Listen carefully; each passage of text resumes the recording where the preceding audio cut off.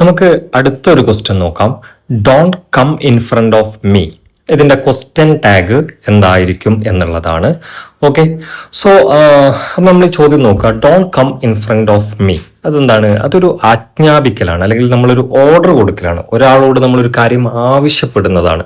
അത്തരം സെന്റൻസുകളെ നമ്മൾ ഇംപേരിറ്റീവ് സെന്റൻസ് എന്നാണ് നമ്മൾ ഇംഗ്ലീഷിൽ വിളിക്കുന്നത്. ആജ്ഞാപിക്കുകയോ അപേക്ഷിക്കുകയോ ഒരാളോട് ഒരു കാര്യം ചെയ്യാൻ ആവശ്യപ്പെടുന്നതോ ആയിട്ടുള്ള സെന്റൻസുകളെ ഇംഗ്ലീഷിൽ നമ്മൾ ഇംപേരിറ്റീവ് സെന്റൻസ് എന്ന് വിളിക്കും. അപ്പൊ ഇത് നമ്മൾ എന്താണ്, ഇതിന്റെ ഇംപേരിറ്റീവ് സെന്റൻസിന്റെ ക്വസ്റ്റ്യൻ ടാഗ് ചെയ്യുന്ന സമയത്ത് നമ്മളൊരു കാര്യം പ്രത്യേകം നമ്മൾ എന്ത് ചെയ്യണം, നമ്മൾ ഓർമ്മിച്ച് വെക്കേണ്ടതുണ്ട്. അതെന്താണെന്ന് ചോദിച്ചു കഴിഞ്ഞാൽ, ഡോണ്ട് എന്ന് തുടങ്ങുന്ന നെഗറ്റീവ് ഓർഡറുകൾ, ഡോണ്ട് എന്ന് ചെയ്യരുത് എന്നാണല്ലോ പറയുന്നത്.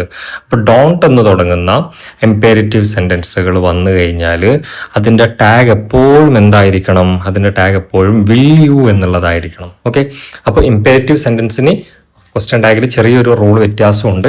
അതിൽ തന്നെ ഇവിടെ നമ്മൾ പഠിക്കുന്നതാണ്, ഡോണ്ട് എന്ന് വന്നു കഴിഞ്ഞാൽ അതിന്റെ ക്വസ്റ്റ്യൻ ടാഗ് എപ്പോഴും എന്തായിരിക്കും? വിൽ യു എന്നുള്ളതായിരിക്കും. അപ്പൊ ഇവിടെ ചോദ്യം എന്താണ്? Don't come in front of me എന്നുള്ളതാണ് ചോദ്യം. അപ്പൊ അതിൽ ഓപ്ഷനിൽ എന്തുണ്ട്? നമ്മൾ നേരത്തെ പഠിച്ച വിൽ യു എന്നുള്ളത് ഓപ്ഷനിലുണ്ട്. അപ്പോൾ ഓപ്ഷൻ ഡി ആയിരിക്കും അതിന്റെ ഉത്തരം.